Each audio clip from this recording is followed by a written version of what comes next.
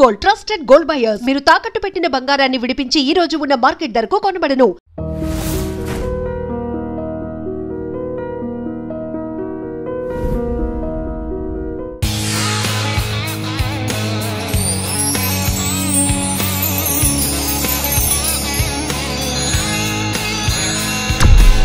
అంటే ఇప్పటివరకు మీరు ఏ హీరోలతో చేశారండి? ఇప్పటివరకు అందరితో చేశాను. చిరంజీవి గారితో చేశాను, రాజశేఖర్తో చేశాను, వెంకటేష్ గారితో, ప్రతి ఒక్క హీరోతో చేశాను.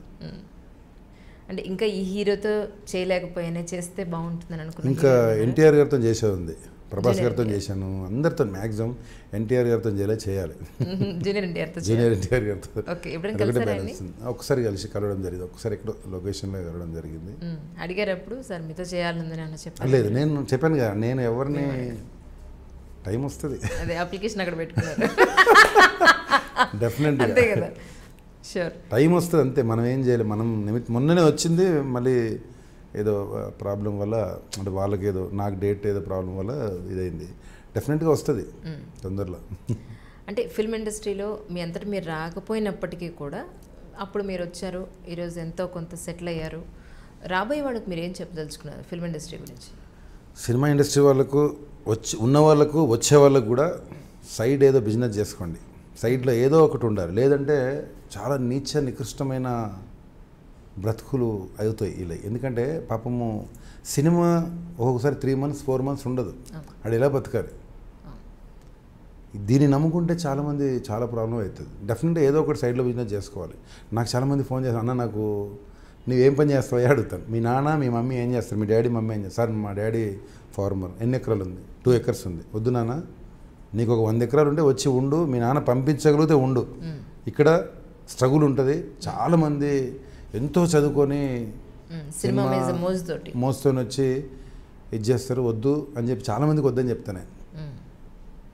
కానీ నిజానికి కూడా అమ్మాయిలు కూడానండి. నాకు ఒకసారి ఫిలిమ్స్ అమ్మాయి గురించి చెప్తా. ఒకసారి ఫిలిం సిటీలో అమ్మాయి ఎంఏ చదువుకుందంట, అందరూ మాట్లాడుతారు అమ్మాయితోనే. పిలిచా నేను, ఏ ఊరి మీద? వైజాగ్ సార్ అన్నది. ఎందుకు వచ్చావు? సినిమా కోసం.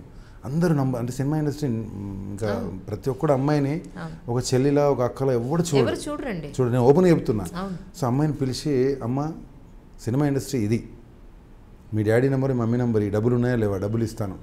అమ్మ ఏడ్చేసింది. సార్ అందరూ ప్రతి ఒక్కరు స్వార్థం కోసం నా నంబర్ ఇస్తాను, నేను హీరోయిన్ చేస్తా, అది చేస్తా, ఇది చేస్తా, నీ క్యారెక్టర్ ఇస్తా అంటే మీరేంటి సార్? నాకు అది ఏడ్చేసింది.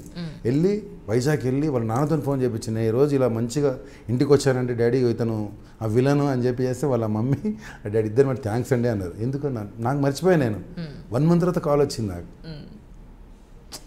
నంబర్ ఇచ్చాను నాన్న, నీకు ఎప్పుడన్నా నీకు డబ్బులు అయిపోయినా సరే నా మాటను వద్దు అని 1 hour తనకు ఎక్స్ప్లెయిన్ చేసి పంపించా. ఎంత మంచి చదువుకును, ఇండస్ట్రీ మంచిగా లేదు నాన్న, వద్దని చెప్పి పంపించా.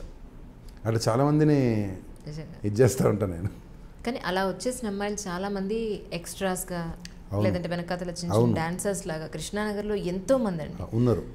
జూనియర్ ఆర్టిస్టులను సప్లై చేసేవాళ్ళు. నేను హీరోయిన్ చేసేస్తానంటారు ఒకటే మాట. అవును, ఎంతమంది అమ్మాయిలు అంటే ఒకసారి వాళ్ళ మీద కూడా ఒకసారి ఒక ప్రోగ్రామ్ చేస్తే బాగుంటుందేమో. ఈ ప్రోగ్రామ్ 10 మందికి చూడాల్సిన డెఫినెట్గా చేయండి. అంటే ఇప్పుడు కొంతమంది పిచ్చి వాళ్ళు, అంటే అమ్మాయిలు కానీ అబ్బాయిలు ఎంత చెప్పినా వాళ్ళు వినరు. నేను ఎంతో మందికి చెప్తా ఉంటాను, నాన్న నేను 27 years నుంచి ఇండస్ట్రీలో ఉన్నా, ఇంతవరకు నేనే ఆర్టిస్ట్ కాలేదయ్యా అని చెప్తా ఉంటాను. ఎవడు నమ్మరు వాళ్ళు. మీకు మంచి పేరు ఉంది కదా, పేరు కాదమ్మా, స్ట్రగుల్స్ ఉంటాయి, చాలా కష్టం ఉంటుంది, చాలా నేర్చుకోవాల్సింది ఉంటుంది, అందరూ సపోర్ట్ చేయరు. అంటే ఎవడు వినడు. వాళ్ళ పిచ్చితోనే అమ్మాయిలు కానీ అబ్బాయిలు కానీ ఖరాబ్ అయిపోతారు. అంటే వాళ్ళు కరెక్ట్ వాళ్ళ ఫ్యూచర్ ఆలోచించుకోక వాళ్ళు ఊహల్లో ఉంటారు. ఇది ఒక ఊహా ప్రపంచమే కదా ఇది. ప్రాక్టికల్గా ఆలోచిస్తే అసలు ఇంతవరకు రానే రాను. మనకి ఎంతవరకు ఉన్నాం, అసలు మనం ఏంటి, అక్కడ అదేంటి అనేది ప్రాక్టికల్గా తెలిసిన వాళ్ళు ఎంతవరకు రానే రాను. అవును కదండి, 100% అమ్మా. This is Tarzan. Subscribe to I dream. Thank you.